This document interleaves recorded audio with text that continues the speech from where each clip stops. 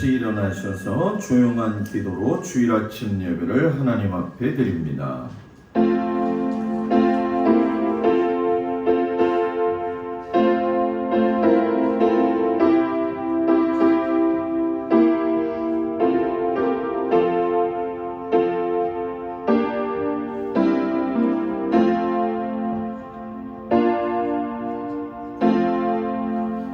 여호와께서 너를 지켜 모든 환난을 면하게 하시며 또 내 영혼을 지키시리로다. 여호와께서 너의 출입을 지금부터 영원까지 지키시리로다. 하나님은 영이시니 예배하는 자가 영과 진리로 예배할지니라. 아멘. 경배 찬양 32장을 찬양하겠습니다.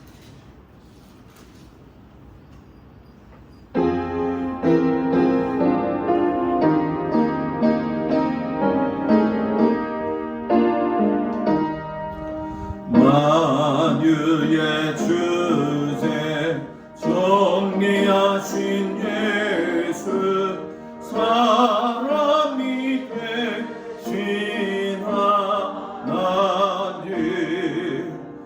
나 사모하여 영원히 섬긴 내 영광 되신 주로다. 화려한 농산 누성한 저수모 다 아름답고 묘하다. 순전한 예수 더 아름다워 봄 같은 이쁜 주시네. 광명한 해와 명랑한 저 달빛 수많은 별들 빛나다.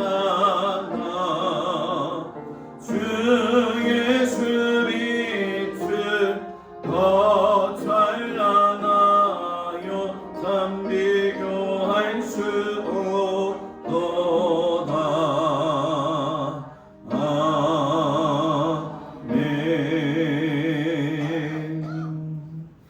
교동문 80번 고린도 후서 4장 말씀을 교동합니다.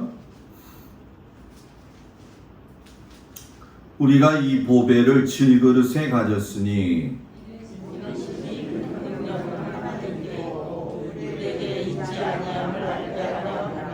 우리가 사방으로 우겨쌈을 당하여도 쌓이지 아니하며 박해를 받아도 버림받지 아니하며 우리가 항상 예수의 죽음을 몸에 짊어짐은 예수의 생명이 또한 우리 몸에 나타나게 하려 함이라. 우리 살아있는 자가 항상 예수를 위하여 죽음에 넘겨짐은 예수의 생명이 또한 우리의 불주에 나타나게 하려 함이라. 아멘. 전능하사 천지를 만드신 하나님 아버지를 내가 믿사오며 그 외아들 우리 주 예수 그리스도를 믿사오니 이는 성령으로 잉태하사 동정녀 마리아에게 나시고 본디오 빌라도에게 고난을 받으사 십자가에 못 박혀 죽으시고 장사한 지 4일 만에 죽은 자 가운데서 다시 살아나시며 하늘에 오르사 전능하신 하나님 우편에 앉아 계시다가 저리로서 산 자와 죽은 자를 심판하러 오시리라. 성령을 믿사오며 거룩한 공예와 성도가 서로 교통하는 것과 죄를 사하여 주시는 것과 몸이 다히 사는 것과 영원히 사는 것을 믿사옵나이다. 아멘. 송영 2장 찬양합니다. 찬양 성문 성자 성령 성삼위일체께 영광을 하기까지 영광을 돌리세 영광을 돌리세 아멘. 자리에 앉습니다. 구인의 장로님 나오셔서 기도해 주시겠습니다.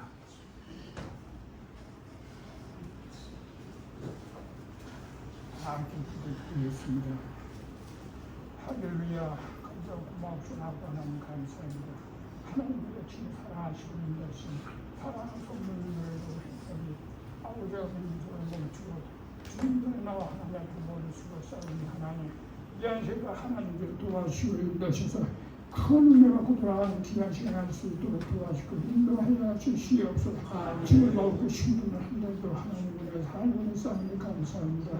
모든 데 주님께서 붙들어 주시고 인도하시고 은혜 안에 살 수 있도록 항상 해주신 아버지 너무나도 감사합니다. 각 가정 가정에도 하나님께 돌보시고 인도해서 잘 보낼 수 있도록 함께 해주신 감사합니다. 특히나 나이는 자녀들의 하나님 더욱더 함께 해주셔서 자녀들 때문에 오는 걱정을 들어드릴 수 있도록 도와주시고 함께 해주시옵소서. 인간의 힘으로는 할 수 없습니다. 하나님 능력으로 모든 일을 일어날 수 있도록 도와주시는 겁니다. 특히나 사랑하는 동학교회 하나님께서 늘 사랑하시고 인도하시는 은혜 안에 살 수 있는 기다리 될 수 있도록 함께 하시는 너무도 감사합니다. 사랑하는 성도들을 항상 하나님 앞에 기도하는 모든 기도가 헛되게 되지 않게 하시고 하나님께서 들어주시고 그렇게 도와주시는 간절히 원합니다. 모든 영광 받으신 아버지 하나님께서 하나님 불러주시는 하신 아버지 모든 일에 도와주시고 함께 하시는 사랑하는 동학교를 하나님 귀한 목사님 보내주셔서 너무나도 부단히 변화되는 역사가 일어나게 하신 아버지 하나님 목사님 가장 하나님의 항상 기도가 하나님 성도들에 대한 기도가 하나님 있사오니 하나님 그 모든 기도가 오지 아니하시고 하나님께서 내주시고 영광 돌리실 때는 도와주시어서 하나님 목사님의 건강 주셔서 항상 어디가 주님이 없도록 능력의 능력으로 함께 하시고 간절히 원합니다. 모든 주님께 맡겼고 예수님의 이름으로 기도합니다. 아멘. 하늘에 계신 우리 아버지여, 이름이 거룩히 여김을 받으시오며 나라의 마옵시며 뜻이 하늘에서 이루어진 것 같이 땅에서도 이루어지이다. 오늘날 우리에게 일용할 양식을 주옵시고 우리가 우리에게 죄 지은 자를 사하여 준 것 같이 우리의 죄를 사하여 주옵시고 우리를 시험에 들지 말게 하옵시며 다만 악에서 구하옵소서. 나라와 권세와 영광이 아버지께 영원히 있사옵나이다. 아멘.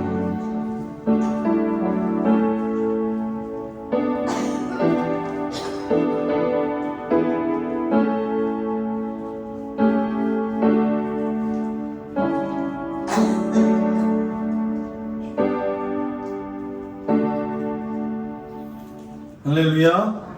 우리 옆 사람 보면서 최고의 인사로 하나님 앞에 또 여러분들과 같이 인사 나눕니다. 시작.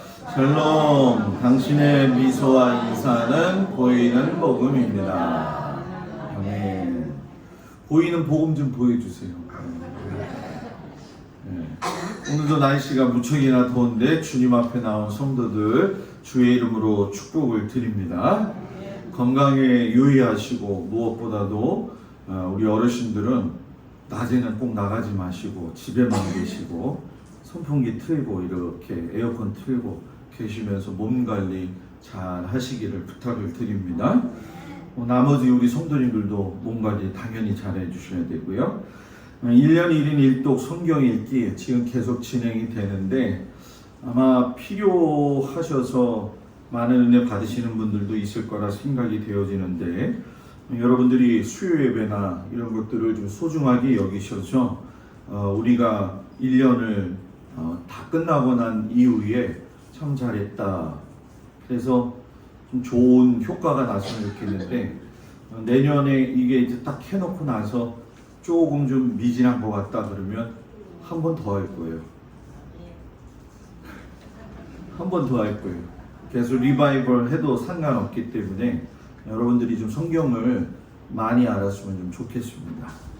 오늘 7월의 마지막 주일입니다. 7월이 5주가 되어지죠. 내일부터 8월의 시작인데 8월 1일 예배 월요일 날 월상 예배로 드리는데 한 달의 시작을 담임 목사의 축복 기도로 새벽 예배를 통해서 하나님께 기도받고 영광 돌리는 귀한 성도들 되기를 축복합니다.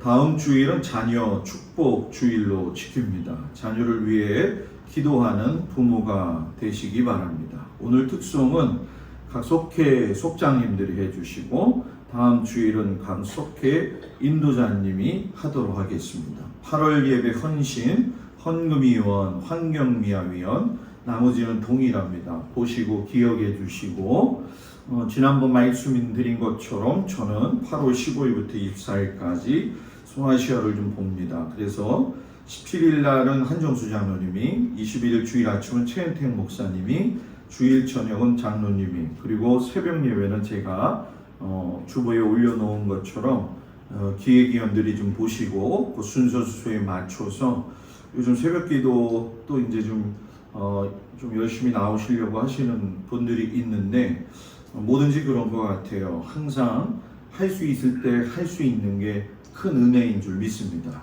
하고 싶어도 하지 못할 때가 오거든요. 사람은 꼭이요. 그러니까 그때를 위해서라도 여러분의 말씀의 곡간을 채워놓기를 주의 이름으로 축복을 드립니다. 우리 찬양 433장 부르시면서 주님 앞에 귀한 예물 드리겠습니다.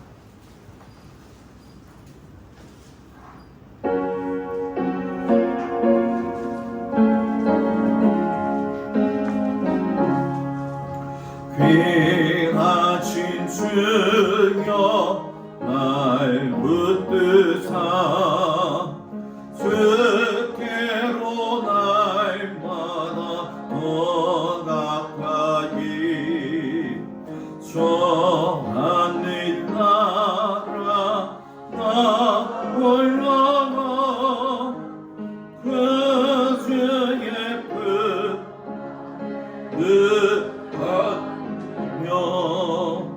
영생의 복 받기 원합니다. 거만한 물고 나 없어도 날마다 주께로 더 가까이 내 죄를 주께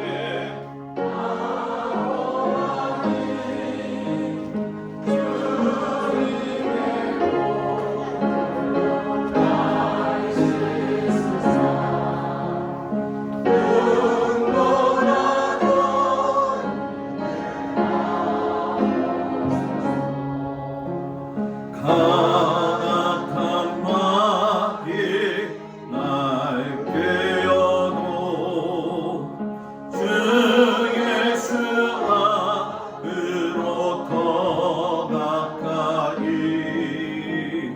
이 세상 속한 그 허영심 더 취한 생각을 다 버리니 정결한 마음 내게 늘 주소서.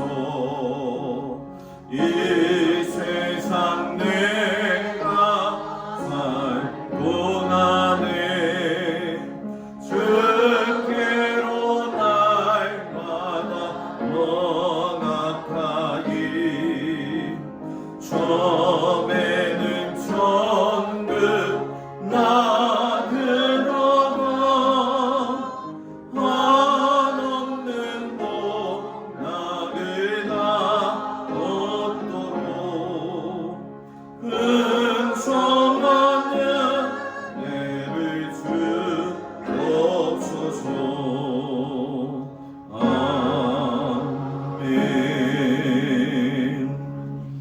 11조 최영애 권사님, 강병식 권사님, 오정희 권사님, 김정린 권사님, 고인희 권사님, 김필권 장로님, 강민숙 권사님, 박진선, 전용숙 권사님, 곽덕일 권사님, 김수자 집사님, 전상호 권사님, 윤종란 권사님, 박상수 권사님, 김정자 권사님, 한정수 장로님, 박청자 권사님, 김종숙 권사님, 고승준 집사님, 정경순 권사님, 유영애 권사님, 감사예물 박상수 권사님, 김정자 권사님, 한규호 집사님, 김희진 권사님, 김동수 목사, 김디영 사모, 김학렬 집사님, 손현옥 집사님, 곽도길 권사님, 김수자 집사님, 김태견이, 태규리, 김필건 장로님, 강민숙 권사님, 김종민, 조혜인, 김영미, 오소연,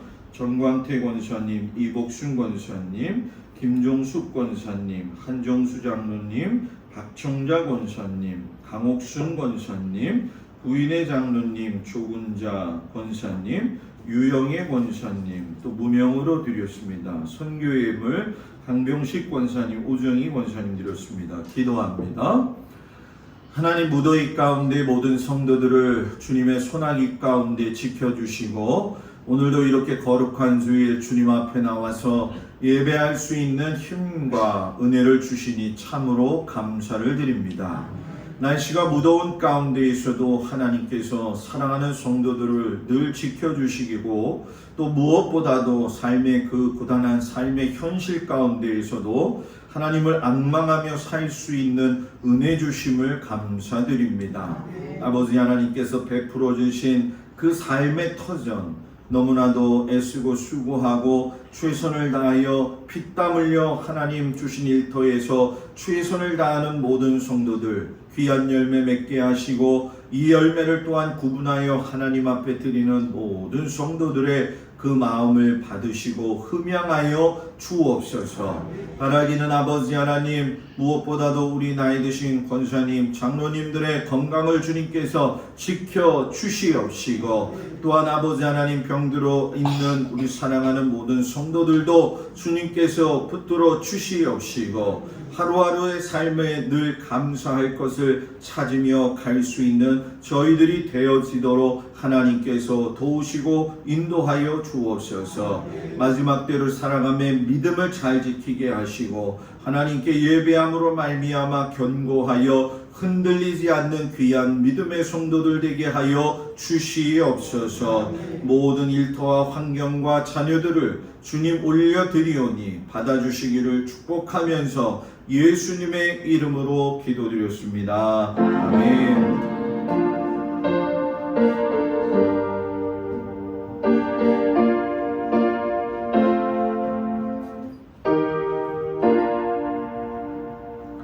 자리에 앉습니다. 오늘 말씀을 보도록 합니다.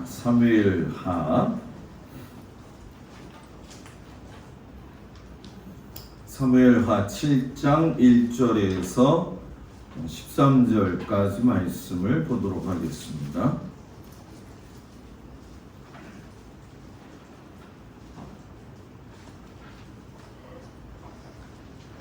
사무엘하 7장 1절에서 13절까지 말씀, 구약성경 472쪽이 되었습니다. 사무엘하 7장 1절에서 13절 말씀을 제가 봉독해 올립니다.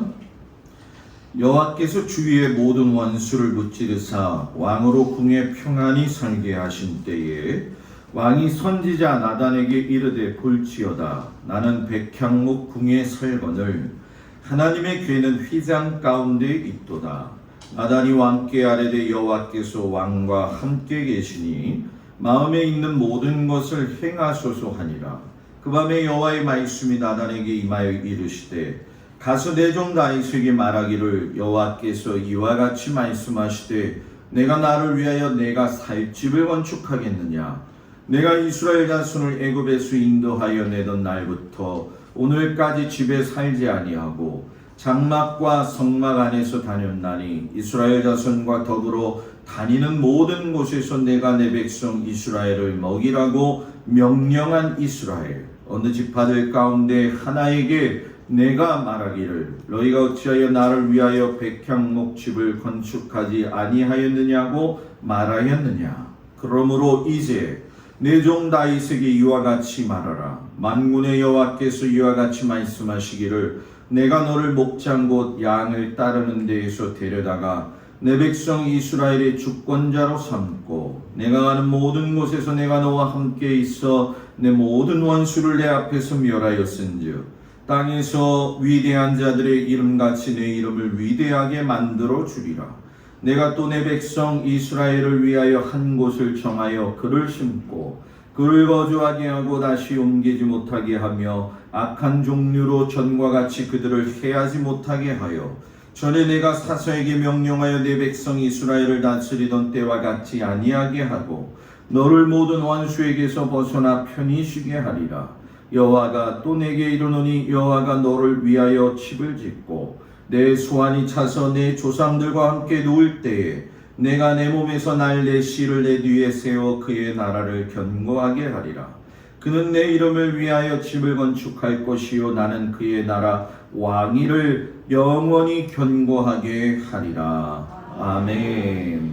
에베소서 2장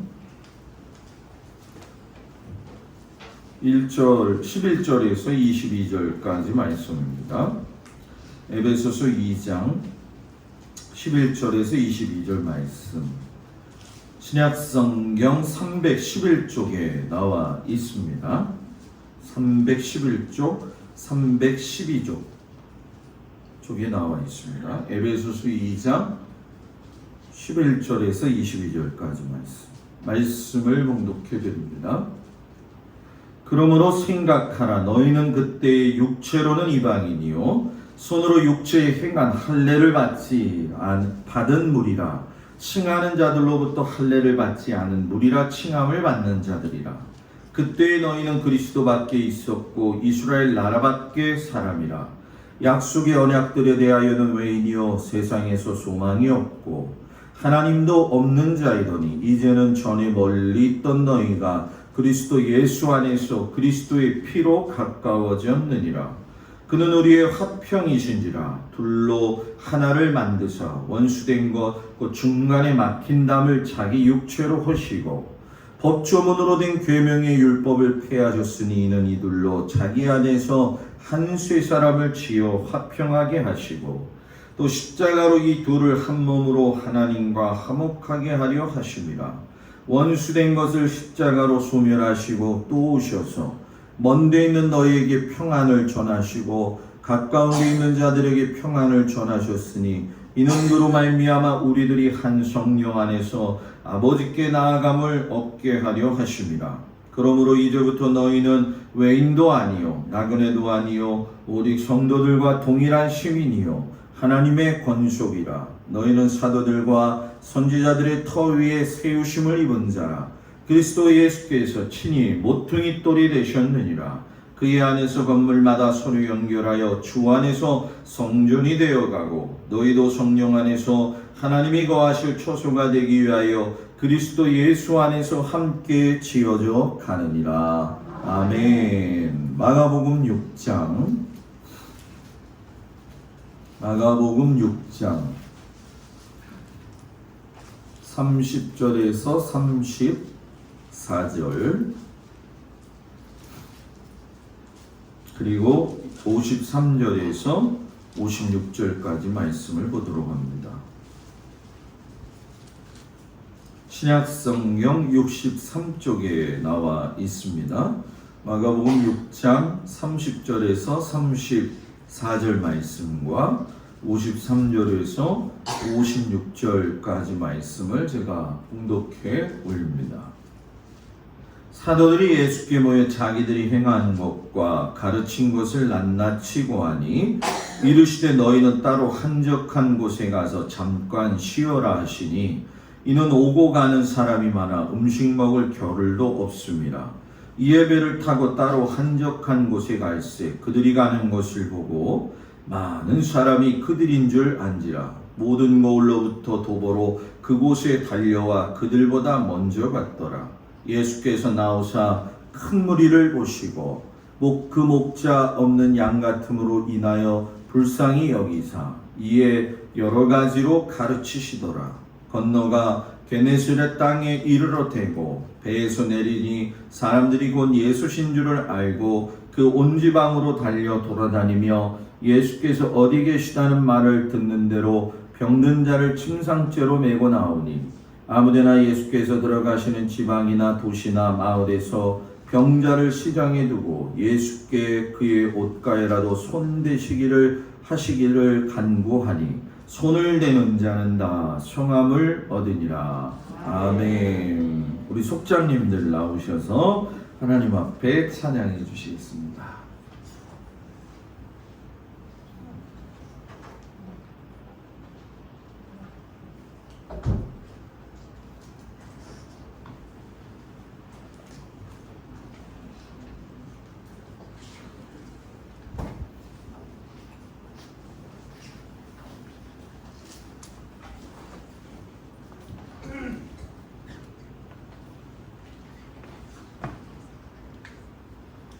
이쪽으로 갈까? 이쪽으로. 네.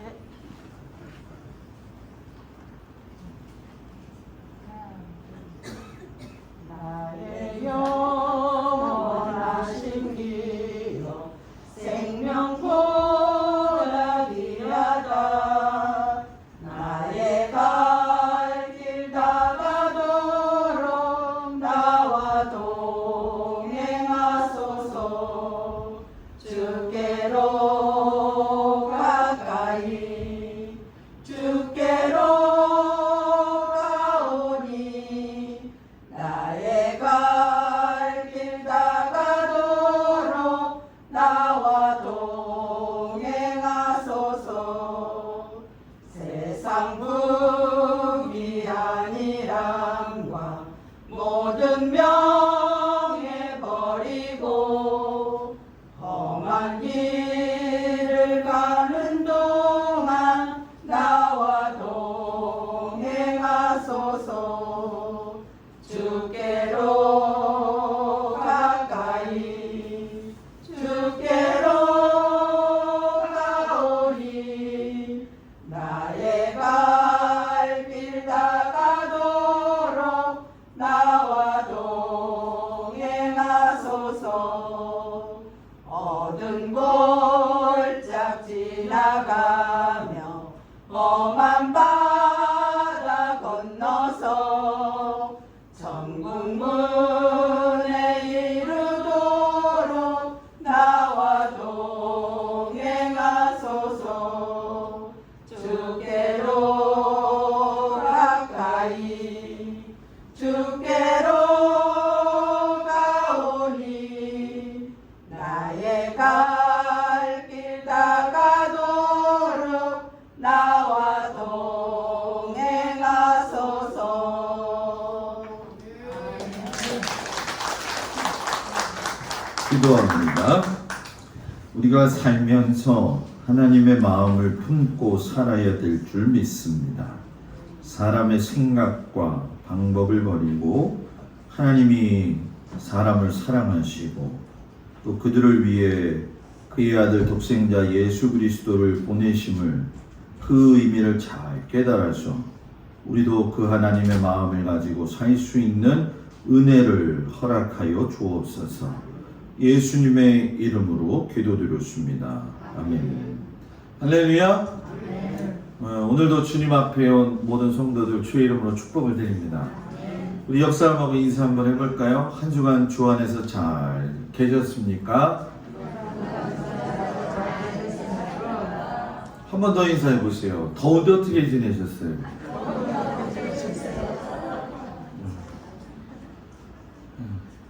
더운데 어떻게 지내셨어요? 잘 지내셨어요? 우리 더워서 혼났어요? 장로님?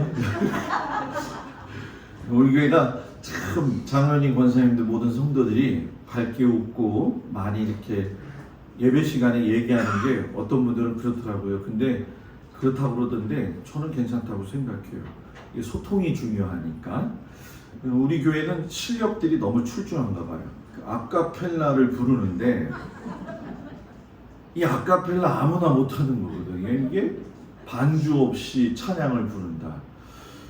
그만큼 자신이 있다는 얘기인데 그럼 한 3주 후에 다시 시켜보겠다 생각이 또 들어요. 우리 다음 주에 인도자님들, 그 다음 주에는 또 아주 여러분이 기대하시는 분이 또 지금 준비 중에 있습니다. 그러니까 여러분들 항상 제가 이제 전화 좀 드릴 거예요. 그러면은 제가 이렇게 하세요. 그러면 네 하고 받아들이길 축복합니다. 축복합니다. 네, 우리 조근정 선생님 웃음으로 때우시냐고 그랬어요. 오늘 아침에는 하나님의 마음을 품고 살아야 됩니다. 하나님의 마음. 예수 믿는다는 건 참 착해야 돼요.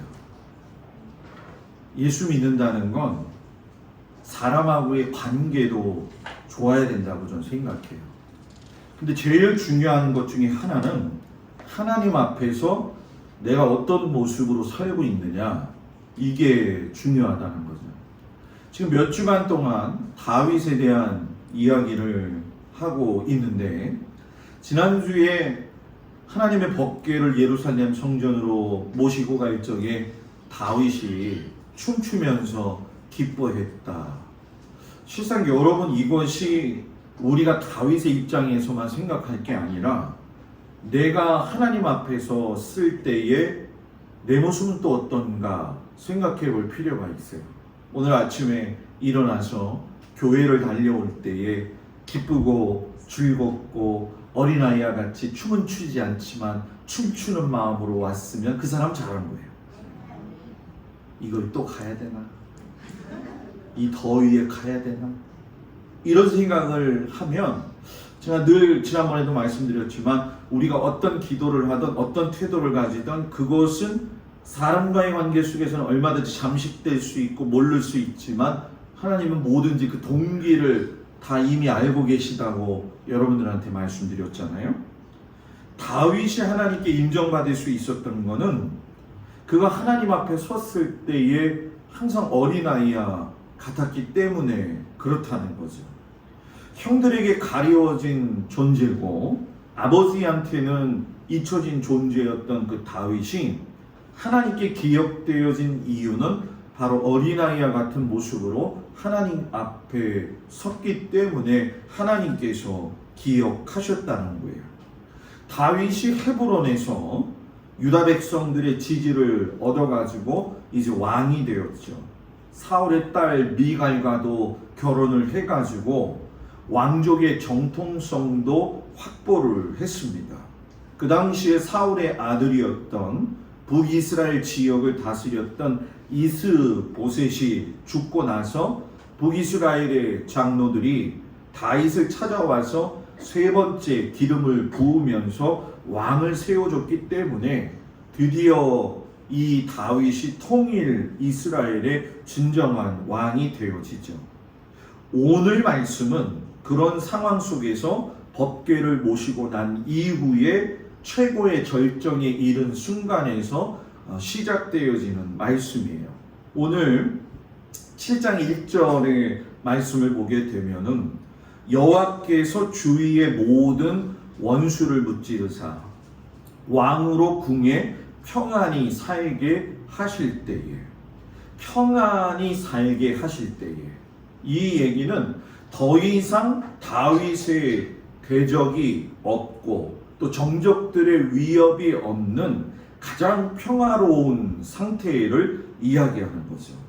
다윗이 이때 주변의 모든 나라들을 정복하기 시작을 하면서 하나님이 명하신 대로 경계 밖으로는 나가지 않았지만 모든 것을 이루는 아주 평화스럽고도 정치적으로도 안정된 전성 시대를 맞이하게 됐다는 거지요.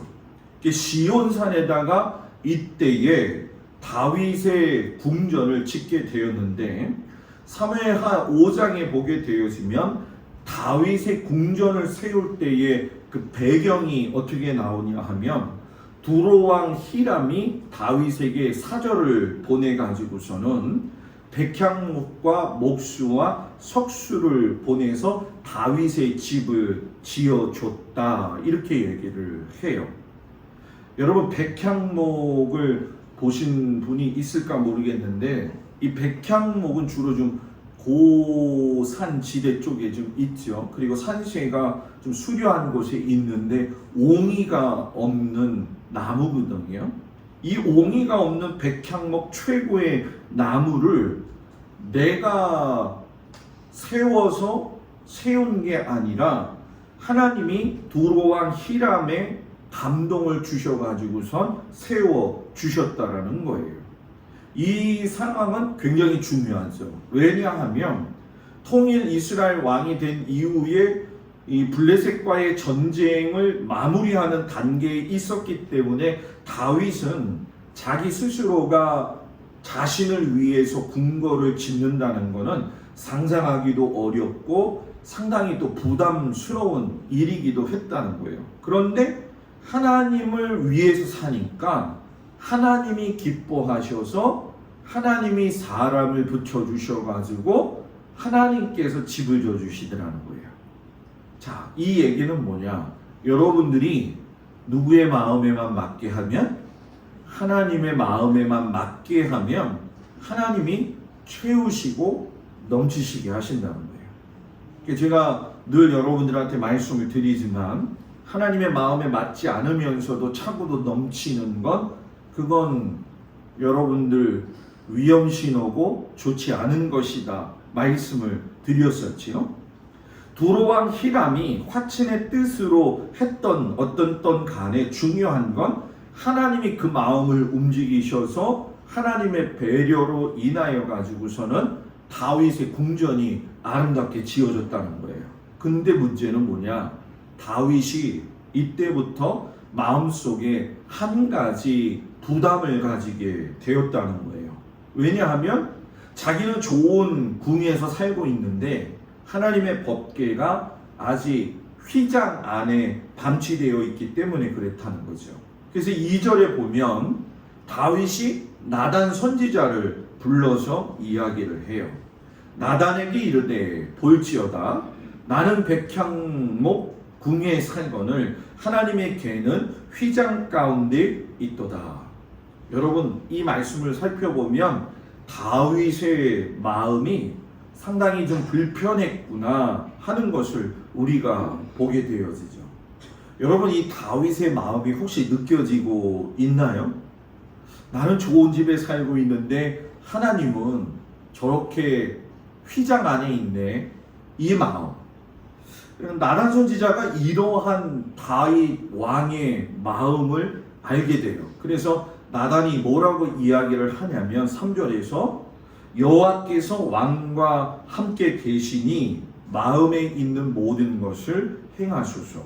지금 다윗이 성전을 건축하겠다라고 이야기하지 않았어요. 그런데 나단 선지자가 이미 눈치를 채고선 당신 마음에 있는 것을 행하십시오 라고 이야기를 해요. 그러니까 나단이 볼 때 다윗의 마음이 불편하구나. 자기는 좋은 집에 살고 있는데 하나님은 저런 모습으로 있으니까 저도 다윗 왕이 마음이 편치를 않네. 눈치를 채었다라는 거죠. 신학자들은 이걸 가지고 여러 가지로 이야기를 해요. 다윗이 정치적 목적을 가지고 하나님의 집을 지은 거 아니냐, 아니면 하나님을 사랑하는 순수한 마음을 가지고 짓지 않았겠느냐. 그런데 실상 여러분 이건 중요하지 않아요. 정말 중요한 건 뭐냐면 다윗이 하나님 앞에서 그 위치가 바뀌어서 올라갔음에도 불구하고 변함없는 마음과 겸손함으로 섰다는 거예요. 여러분 사람이 올곧게 한 길을 걸어갈 적에 그 자리를 지키는 마음의 태도는 그 사람의 인격이 되어지죠.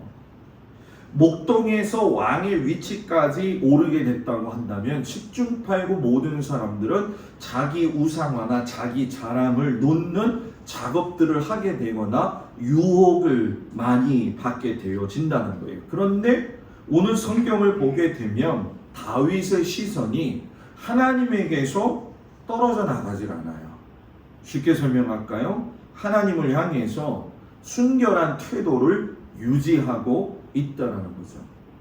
여러분 살면서 신앙의 생활을 할 적에 하나님 앞에 태도를 유지하는 그 모습이 어떤 것 같아요? 물어봤잖아요. 많이 같지 않아요? 한번 생각해봐요.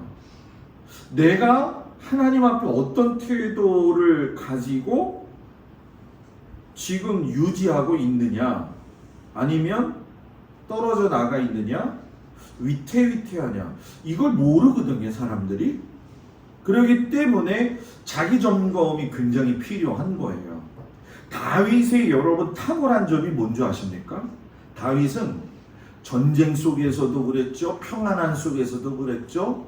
사울이 쫓아다니는 순간 속에서도 하나님에게서 눈을 떼지 않았다는 거예요. 아버지가 좀 서운하게 해서 자기를 부르지도 않았어요. 여러분들 같으면 어떻게 하겠어요? 아마 삐질거리요. 아버지가 나를 안 불러? 형들이 나를 무시하네? 저 사울이 나를 어떻게 이렇게 할 수가 있어? 거기에 빠져서 거기에 몰두하다 보니까 하나님을 찾지 않는 거죠. 이게 10중 8구 모든 사람들의 공통성이에요. 그런데 이 다윗이 탁월한 믿음의 신앙인이 될 수 있었던 것은 뭐냐? 문제의 그 원인과 현상에 빠져서 그 원인만 바라보다가 하나님을 보는 걸 놓치지 아니하고 하나님 보는 거에다가 최고의 고정된 삶을 살았다는 거예요. 저는 여러분들이 그렇게 살았으면 좋겠어요. 그렇게 사는 게 왜 중요하냐면 그렇게 살아야 어떤 상황 속에서도 자신의 이 신앙적 상황을 정확하게 볼 수가 있기 때문에 그렇다는 거죠. 왕정이 사울 때부터 시작이 되면서 여러분 사무엘과 사울이 상당히 좋지 않았죠. 그 관계가. 그래서 사울이 사무엘을 통해서 들었던 하나님의 말씀에 대해서 순종하지 아니하고 자기 멋대로 예배를 드리기도 하고 멸하라 하면은 멸하지도 아니하고, 그러니까 보이지 않는 이 예언자들과 선지자들과 왕이 상당히 관계가 갈등이 좀 있었다는 거예요. 왕들은 여호와 아버지 하나님을 어떤 틀 안에서만 자기들이 모시고 살아야 되겠다. 그래가지고 하나님을 잘 배려하는 것처럼 보이지만 실상은 자기가 하나님을 배려하는 게 아니라 하나님이 그 왕을 배려해서 존재하고 계시는 걸 착각하고 있었던 거죠. 그러니까 예언자들은 왕들이 그런 태도를 가지고 있는 것이 이해가 되질 않는 거죠. 예를 들면 이런 거 아니겠어요? 사울에게 아말렉과 싸워가지고서 모든 것들을 다 멸하라고 했다고 한다면 멸해야 돼요. 왜? 말씀은 순종이기 때문에. 근데 사울이 뭐라고 이야기하냐면 하나님께 좋은 걸 예물 드리기 위해서 자기가 일부러 그렇게 하지 않았다는 거죠. 그게 착각이라는 거예요. 나는 이게 하는 게 하나님께. 근데 하나님은 그게 아니라 뭐예요? 그냥 말씀하신 거에 대해서 너가 순종하라는 거죠. 그러니까 이 관계가 굉장히 보이지 않게 꼬여지기 시작을 한 거죠. 그러니 이 왕들의 태도를 보게 되면 하나님을 위하는 것 같지만 하나님의 위치, 하나님의 권능, 하나님의 능력, 하나님의 말씀을 인정하지 아니하고 자신의 생각 틀에서 하나님은 이래야 돼 라고 생각을 한다는 거예요. 근데 우리도 신앙생활을 하다 보면 내가 가진 생각 틀 안에서 하나님은 이런 분이야. 그리고 그런 분이기 때문에 그 한계의 안에서 내가 갇히게 되면 하나님도 이게 갇히게 만드는 어리석은 일을 저지르게 되어진다라는 거죠. 그런데 오늘 말씀을 보게 되어지면 다윗의 마음의 의도가 어떠했는지 또는 나단이 그 말을 통해서 어떤 이야기를 했는지 그건 중요하지 않아요. 여기서 정말 중요한 건 하나님의 마음이었다는 거예요. 사무엘하 7장 4절에 보면 그 밤에 여호와의 말씀이 나단에게 임하여 이르시되, 그 밤이라고 하는 얘기는 뭐냐 하면 나단이 하나님에 대한 다윗의 마음에 대해서 밝힌 그날 밤에 어떤 하나님이 그때의 말씀을 하셨다는 거예요. 반응이 바로 나왔죠. 하나님이 밤에 나단에게 찾아오셔가지고 나단 너가 다윗에게 했던 그 말이 생각이 다르다 하고, 나단의 생각과 마음이 여러분 사람 편에서 보면 굉장히 좋은 거죠. 그죠? 하나님을 위해서 고민하고 있는 다윗에게 당신의 뜻이 그렇다고 한다면 행하십시오 라고 했을 적에 실상은 굉장히 듣기에도 보기에도 좋은 상황이었는데 여러분 성경은 뭐라고 이야기하냐면 그건 인간적인 생각이라는 거예요. 나단 너의 생각과 나의 생각은 여러분 뭐예요? 차이가 분명히 있다라고 하나님이 말씀하셔요. 그래서 5절에 가면 가서 내 종 다윗에게 말하기를 여호와께서 이와 같이 말씀하시되, 여기서 중요하게 여겨야 될 것은 여호와 하나님께서 왕과 함께 계시니 마음에 있는 거 모든 거 다 행하세요 라고 얘기했다는 건 결국 하나님의 마음을 나단 선지자도 제대로 읽지 못하고 있었다라는 거죠. 그러니까 뭐 사역자들도 마찬가지겠지만 굉장히 조심해야 될 부분에 대해서 우리가 생각할 것이 뭐냐면, 목사도 마찬가지고 모든 성도들의 삶에서 내 판단이 하나님의 뜻이라고 생각하는 모든 것들에 대해서는 한 번쯤은 더 경계하고 넘어가야 될 필요가 있다라는 거예요. 제가 지금 여러분한테 말씀드린 게 무슨 의미인지 아시죠? 아시죠? 그러면서 내 말이 아닌 내 말을 전하라. 히브리어로 코아마르 야훼, 이 얘기는 뭐냐 하면은 야훼 하나님께서 말씀하시되, 3절의 말씀이 나단 개인의 말씀이었다고 한다면 5절의 말씀은 야훼 하나님께서 말씀하셨다. 공식적인 하나님의 말씀을 이야기하는 거죠. 성경에 보게 되면은 하나님의 말씀대로 사는 사람들에 대해서는 분명한 하나님의 이러한 태도가 보여요. 그래서 여러분이 잘 알고 있는 요셉 같은 경우도 애굽에서 총리가 되어졌을 적에, 총리가 되어진과 동시에 여러분 애굽의 바로가 이 애굽의 어떤 한 여인 제사장의 딸을 갖다가 아내로 주죠. 그리고 사브네 마네아라고 이야기하면서 요셉을 갖다가 애굽 이름으로 명칭을 바꾸는데, 이 애굽의 명칭의 그 이름 속에는 뭐가 있냐면은 하나님의 말씀을 따라서 행하는 자, 이게 그 애굽의 뜻이에요. 그러니까 그 요셉의 모습에서도 볼 수가 있지만은 결국은 우리가 신앙생활을 한다는 거는 하나님의 말씀을 따라서 행하며 사는 자라는 거예요. 근데 그거를 애굽의 왕이 보고 인정했다고 한다면 밖에 있는 사람들이 나의 모습을 봤을 때에도 여러분 뭐예요? 저 사람은 하나님의 말씀을 따라서 행하면서 사는 사람이야. 인정받아야 돼요. 누가? 내가. 누가? 내가. 누가? 옆 사람 보면서 당신이. 시작. 누가? 손가락질은 나만 하면 돼. 그런데 내 말이 아닌 나 여호와의 말을 다윗에게 전하라. 뭐 이거 좀 이상하지 않아요? 그냥 상황상 보면 하나님이 그냥 나단 통해서 하지 마시고 직접 현몽하셔가지고 말씀하시면 되지, 왜 굳이 나단한테 이야기야? 여러분 질서가 있다는 거예요. 하나님은 나단과 하나님의 마음에 불일치가 일어났잖아요. 그러니까 다시 말씀을 전할 적에 다윗이 당황하지 않도록 나단을 보내신 거예요. 질서가 있죠.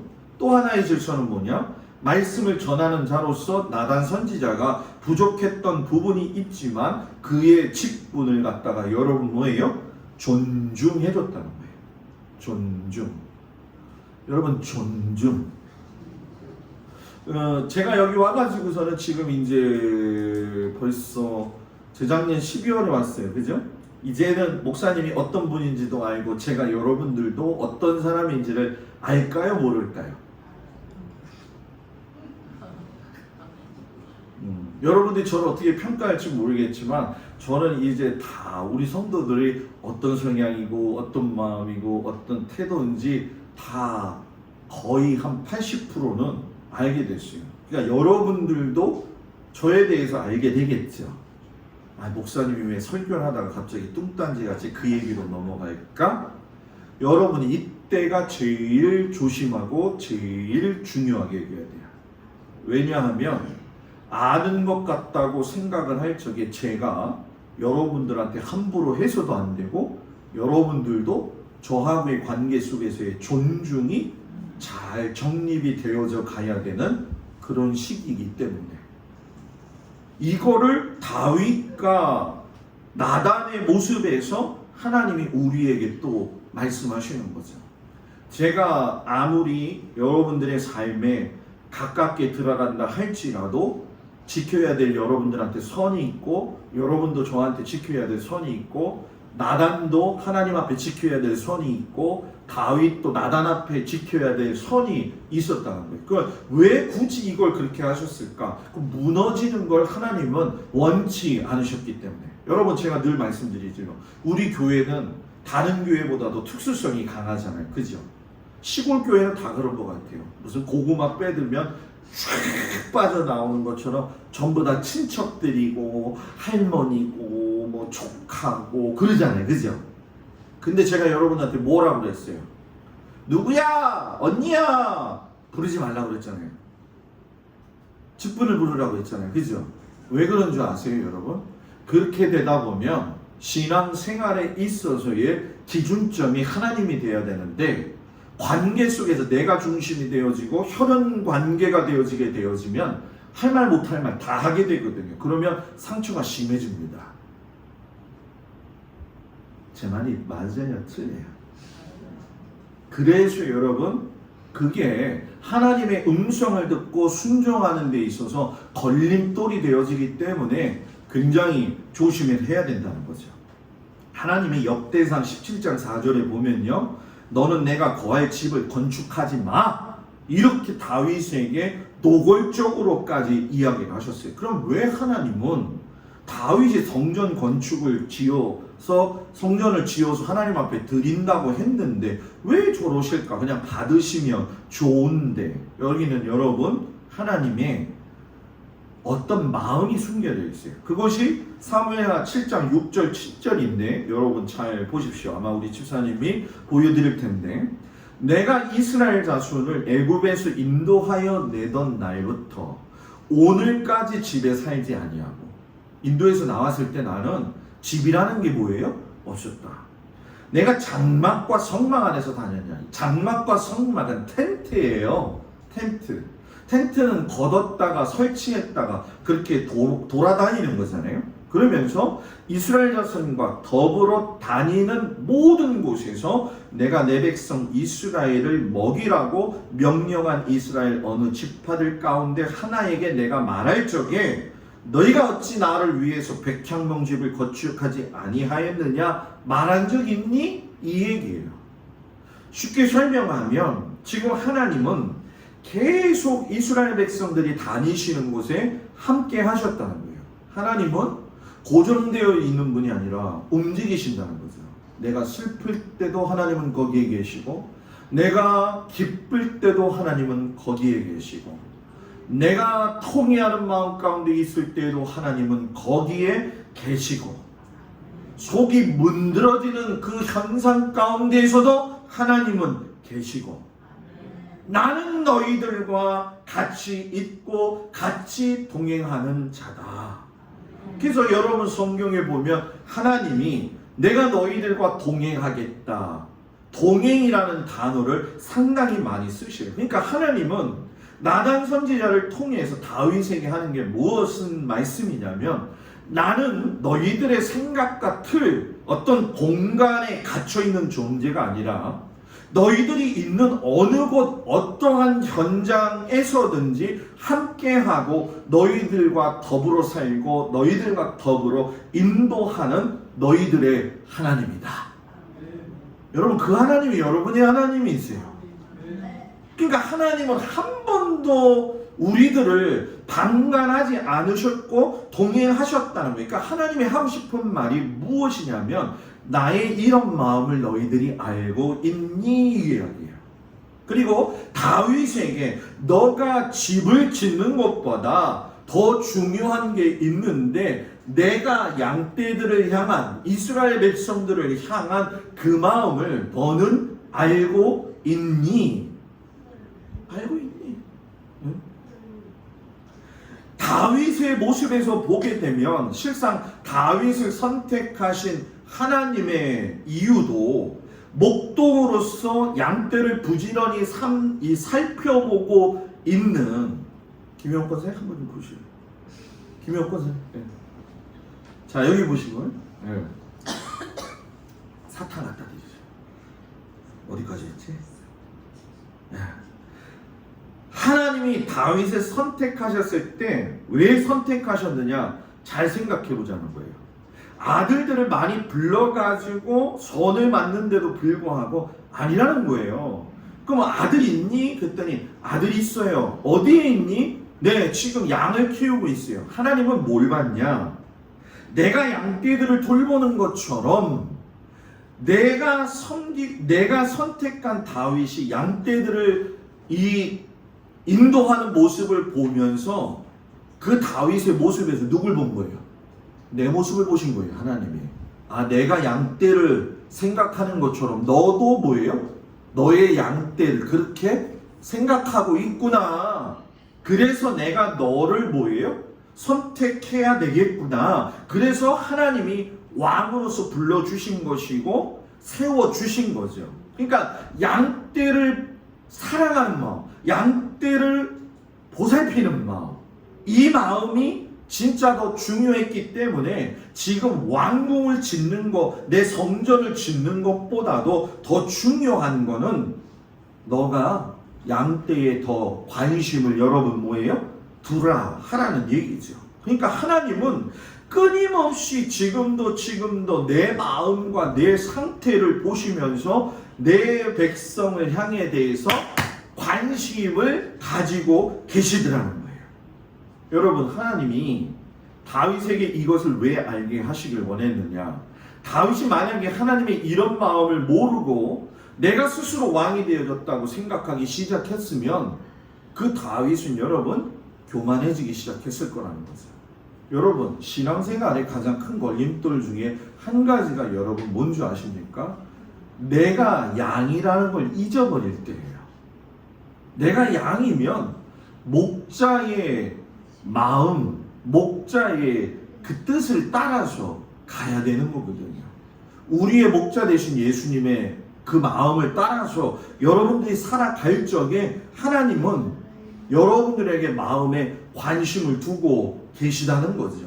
지금도 여전히.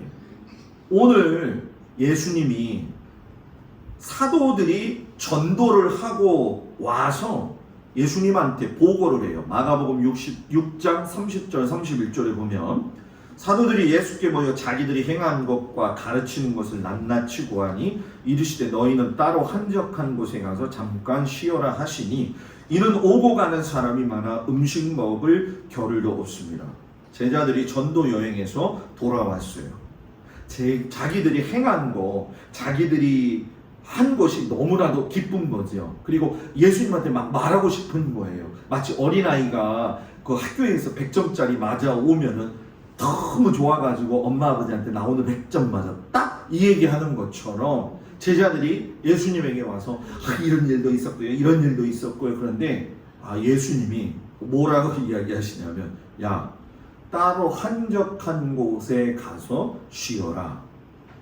너희들이 피곤했지. 그거에 대한 배려의 말씀이기도 했고, 제자들이 한층 그렇게 올라가게 되다 보면은 하늘 높은 줄 모르고 올라가거든요.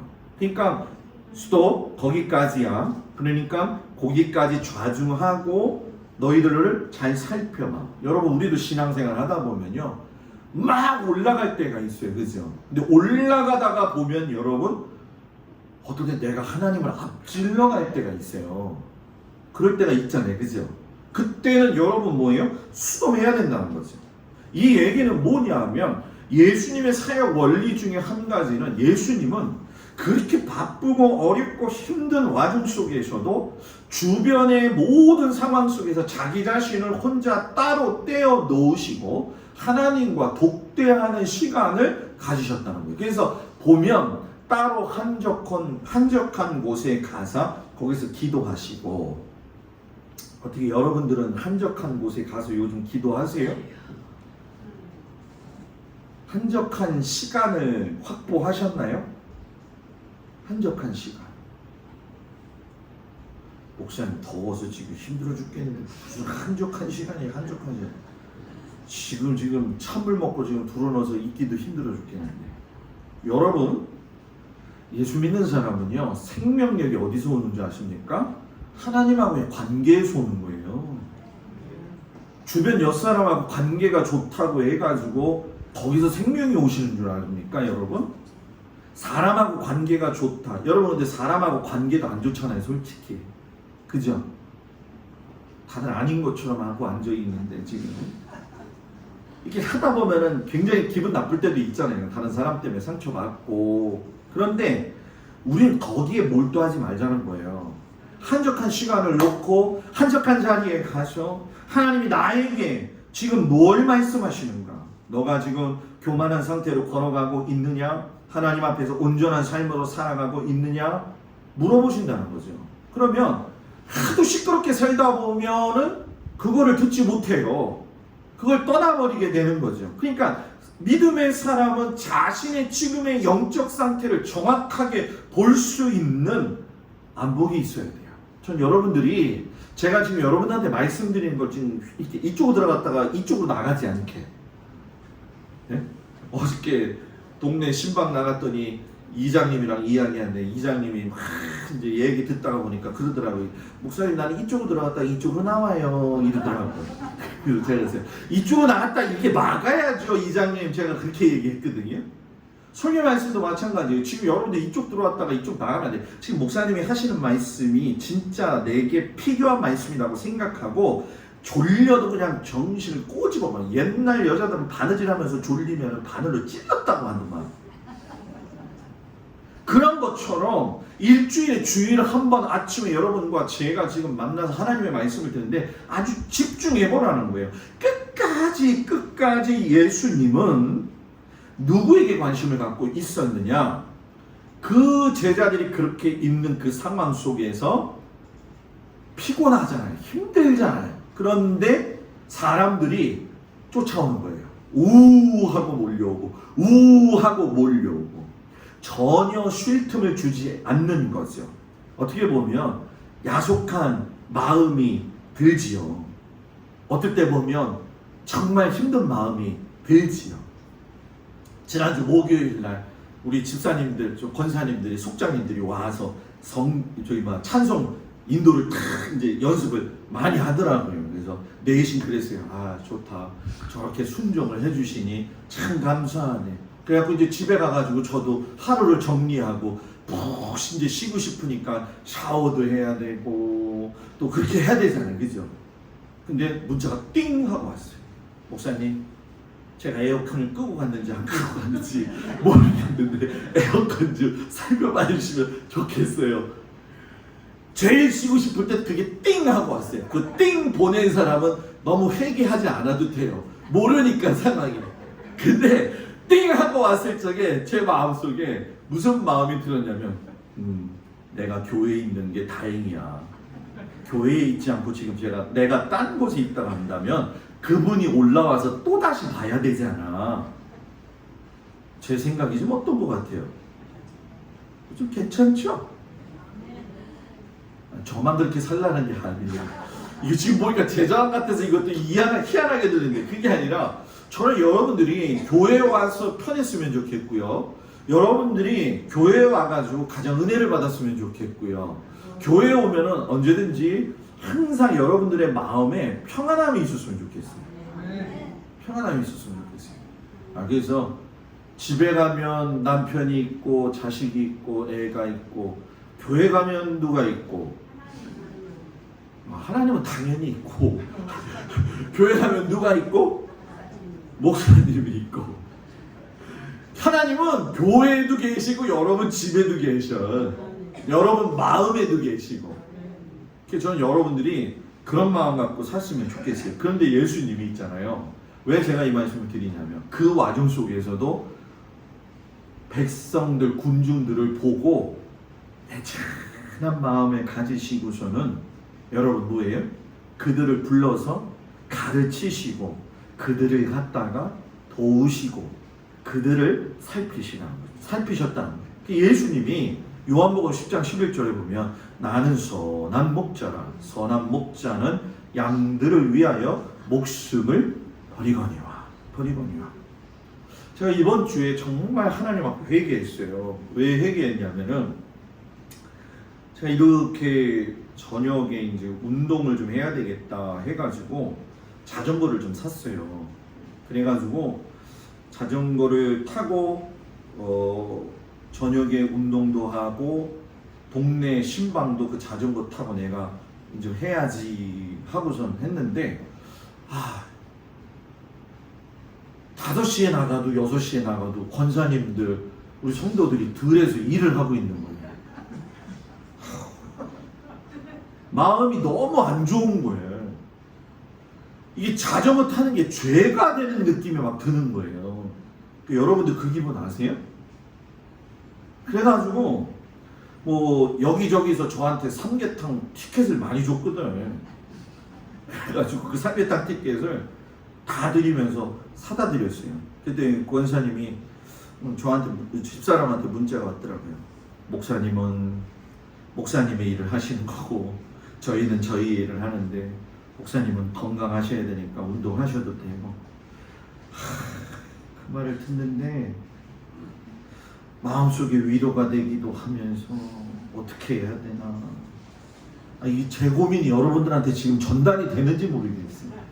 그래서 여러분 부탁하는데 목사님이 자전거 타고 가면 이렇게 아이고 우리 목사님 팔자 되게 좋네 이렇게 생각하지 마시고 이렇게 생각하지 마시고 목사님이 오늘도 건강을 위해서 저렇게 하고 있구나 이렇게 생각해 주길 바랍니다.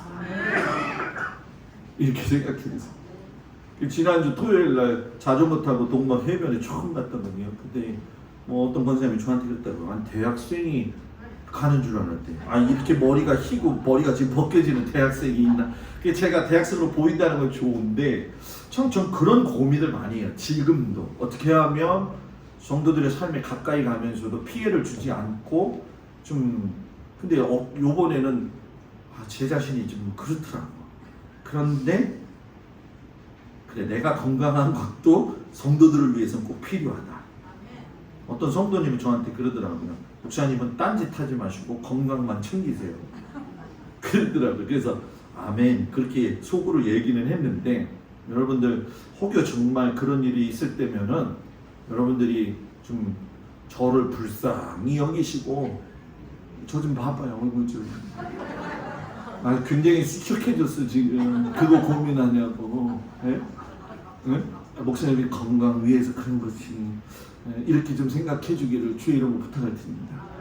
아이고 우리 목사님 팔자도 좋네 하지 않는 은혜스러운 우리 성도들 되기를 간절히 부탁을 드리나이다. 다윗이 진짜 관심을 갖기 원했던 것, 하나님은 너는 내 양에게만 힘쓰고 생각해. 제가 앞으로 그렇게 할 것이고 여러분들한테 그렇게 할 것인데 바울도 마찬가지로 이야기하는 것이 무엇입니까? 여러분, 바울은 지금 우리한테 이야기하는 것이 예수님이 너희들을 위해서 피를 흘렸기 때문에 그 피로 말미암아 너희들이 구원받은 것은 그 예수님이 너희들을 온전히 사랑한 그 마음밖에 없다. 그래서 여러분 에베소서 2장 19절 22절에 보면 이 공동번역 성경에는 이렇게 얘기를 해요. 이제 여러분은 외국인도 아니고 나그네도 아닙니다. 성도들과 같은 한 시민이며 하나님의 한 가족입니다. 여러분이 건물이라면 그리스도께서는 그 건물의 가장 요긴한 모퉁이 돌이 되시며 사도들과 예언자들은 그 건물의 기초가 됩니다. 온 건물은 이 모퉁이 돌을 중심으로 서로 연결되고 점점 커져서 주님의 거룩한 성전이 됩니다. 여러분도 이 모퉁이 돌을 중심으로 함께 세워져서 신령한 하나님의 집이 되는 것입니다. 예수님이 딱 중심으로 해서 집을 짓는데 예수님이 모퉁이 돌이 되어주시고 그 옆으로 우리들도 돌의 역할을 한다는 거예요. 자, 그러면 그 중간에서 돌을 하나 싹 빼버리면 어떤 일이 벌어질까요?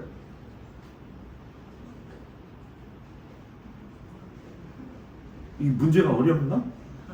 집을 짓고 있는데 모퉁이돌 중심 쪽으로 해서 있는 돌들 중에 하나씩 뺀단 말이에요. 자, 교회가 세워지는데 성도들이 하나님의 말씀으로 하나가 딱 되어져 가지고 서로를 살피고 돌보면서 가면 좋은데, 이 사람 싸우고 저 사람 싸우고 이 사람 삐지고 저 사람 삐지고 저 사람 때문에 싫고 이 사람 때문에 싫고 하다가 쑥쑥 빠지면 교회는 뭐예요? 무너진다는 거예요. 무너진다는 거예요. 그래서 여러분들한테 제가 이야기했죠. 신앙생활은 나를 위해서 하는 것이기도 하지만 누구를 위해서? 자, 옆에 있는 사람 보고 옆에 사람을 위해서. 여러분, 신앙생활은요 옆에 사람을 위해서도 하는 거예요. 이걸 분명히 알아야 돼요. 아우구스티누스가 이런 말을 했어요. 여러분들한테 이 말씀 드리고 마치겠는데, 우리에게는 깊이 생각해야 될 두 가지가 있다. 하나는 우리가 예수 그리스도의 신자라는 것이고, 하나는 선택을 받았다는 것이다. 선택을 받았기 때문에 하나님의 일꾼으로도 인정이 되지만 성도로서의 삶이기 때문에 양떼로서의 삶도 살아야 한다. 여러분, 이 얘기는 무슨 얘기냐? 예수님의 마음으로 생명을 누리게 되어졌다고 한다면 예수님의 마음으로 다른 사람들에게 나도 보냄을 받았다라는 거예요. 그렇기 때문에 예수님의 마음으로 양떼를 살펴보고 저들에게 마음을 쏟을 수 있어야 된다는 거예요. 그래서 여러분, 우리 속회하시는 인도자님, 속장님들 많이 힘들 거예요. 왜? 양떼를 살피듯이 해야 되기 때문에. 그런데 여러분, 속회 드리다 보면 참 어렵고 힘들 때도 있잖아요. 그죠? 제가 목회할 적에도 힘들 때가 있을까요? 없을까요? 있지요. 이번 주에 저희 어머님 모시고 서울의 병원 모시고 갔다 왔는데 이모님들이 집에 놀러 오신다는 거예요. 그 이모님들을 저도 목회 나가고 가서 실상 많이 본 적이 없거든요. 그래도 한가닥 하는 신앙생활 하셨던 분들이에요. 또 나이가 다 지긋하신 분들이죠. 그래서 제가 집에 안 오고 기다려가지고 점심을 좀 사드리겠다고 기다리고 있었어요. 한 분은 영등포에서 오시고 한 분은 저 간성역에서 오셨는데, 여러분들도 아시겠지만 음파교회라고도 있어요. 거기 음파교회 그 목사님이 여기 도장감리교회가 있다며, 강화도에 도장 파는 데가 있는지 모르겠는데 도장감리교회가 있대. 도장리교회. 거기에 계시다가 목사님이 그리로 부임을 하셨다는 거예요. 근데 이 저희 이모님이 전도 부장이라는 거예요. 근데 전도 부장인데 이제 얘기를 하는 거죠. 이제 저한테 푸념을 하는 거지. 목사님, 저한테 목사님이라고 해요. 그 이모들도. 김 목사님, 이럴 수가 있냐는 거예요. 그래서 왜요? 그랬더니 이 8월, 이 7월, 이 삼복도에 전도를 하랬다는 거예요. 근데 자기가 전도부장인데 전도 팀원들이 오게 되면 밥을 해줘야 된다는 거예요. 근데 내가 지금 나이 70이 넘어가지고서는 밥 해주게 생겼냐고. 그리고 이 더위에 목사님도 야속하지. 에? 나가가지고 피켓 들고 서 있으라는 거예요. 그래가지고서는 나가서 서 있다가, 이게 여러분 잘 들어야 돼요. 이모님이 저한테 그런 얘기를 하세요. 근데 내가 깨달은 게 있어요. 그러더라고요. 뭔데요? 그랬더니 하필이면 그런 투정을 한 지 3일 만에 자기 딸이 손가락이 또 부러졌대. 그러니까 이거하고 또 그거하고 연결이 되는 거야. 내가 투덜거려가지고 부러졌나. 근데 여러분들 가운데도 그런 분들이 있어요. 살다가 보면 부러질 수도 있는 거지. 근데 그게 어떻게 그렇게 딱 맞물린 거지. 그리고 또 하나님 어떻게 그렇게 사인을 주실 때도 있겠지. 근데 그 다음에 해석이 중요하죠. 제가 여러분한테 그랬잖아요. 해석을 잘해야 된다. 제가 그러더라고요. 그 이모님이 저한테 그러더라고요. 나는 이제 목사님한테 수정 안 하기로 했어. 그냥 목사님의 말씀에 순종하는 게 순종이라고 생각을 해. 그러더라고요. 그래서 제가 그랬죠. 이모님, 목사님 불편해. 목사님 좀 사랑해줘. 내가 목사해보니까 목사 힘들어. 그러니까 영등포 이모가 옆에서 보면서 저를 유심히 쳐다보면서 맞아, 힘들어. 저희 어머님은 뭐 고기 먹느냐고 뭐 듣지도 않으셔. 여러분, 제가 신이라서 여러분한테 그런 게 아니라 잘 마음을 써서 하나님의 마음을 가지고 가다 보더라도 곁길로 갈 때가 있잖아요. 근데 마음을 잘 추스리라는 거예요. 저하고 여러분하고 살면서 뭐 100% 목사님 마음에 들겠어요? 그건 욕심이에요. 여러분들을 제가 100%다 아이고 이뻐 하겠어요, 그죠? 너무 솔직한가? 그래도 중요한 건 뭐냐? 끝까지 붙들고 가면서 마음의 어려움들은 없어야 된다는 거예요. 그걸 갖고 있으면 나만 손해예요. 나만 손해. 여러분들 누구의 마음을 갖자? 하나님의 마음을 갖자. 날씨는 더운데 힘든데 오늘도 집에 가면 지금 비는 내리지만 습도가 되겠죠? 누구의 마음을 갖자? 하나님의 마음을 갖자. 하나님의 마음을 갖자. 우리 성도들이 하나님의 마음을 가져서 서로 사랑하고 서로 돌보는 귀한 은혜가 있기를 주의 이름으로 축복을 드립니다. 다 같이 일어나셔서 기도할 적에 가슴에 손을 얹고 기도할 텐데, 주님 이 시간 찾아오셔서 우리 성도들의 마음을 붙들어 주시고 하나님의 말씀에 순종함으로 말미암아 하나님의 마음의 뜻을 알게 하시옵소서. 다윗이 성전 짓고 싶었지만 너의 일은 너의 백성들을 다스리고 사랑하는 것이다. 내가 그랬으니 너도 그래라 하시는 그 하나님의 말씀이 오늘 우리의 말씀이 되게 하셔서 작은 목자들로서 우리 모든 성도들이 서로를 돌아보아 아버지 하나님 챙기며 위에 기도할 수 있는 성도들 되게 하시옵소서.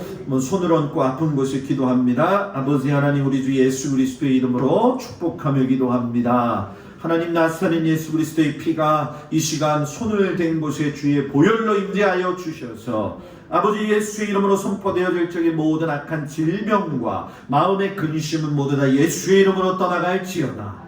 모든 성도들 피곤하고 권고하고 삼복도에 너무 어렵고 힘들지만 주여 이때라도 하나님의 말씀을 곳간에 둠으로 말미암아 기근의 때를 이겨낼 수 있는 믿음을 허락하여 주시옵소서. 하나님을 바라보고 하나님의 시선을 집중할 때에 하나님이 내가 너와 함께하고 있고 너가 어렵고 너가 슬프고 너가 마음 아파하고 너가 육신이 곤고할 때라도 나는 거기서 너와 함께라고 하는 하나님의 음성을 듣고 그 하나님의 위로와 그 하나님의 평안을 듣고 아버지 세상 속에서 믿음을 가지고 살아가는 우리 귀한 성도들 되게 하여 주시옵소서.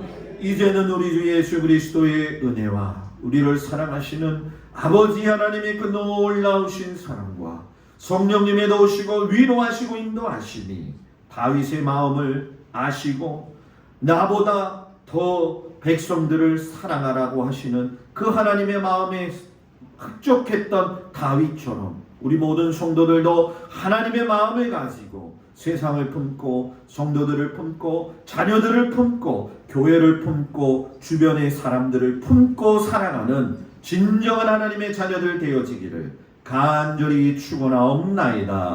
아멘.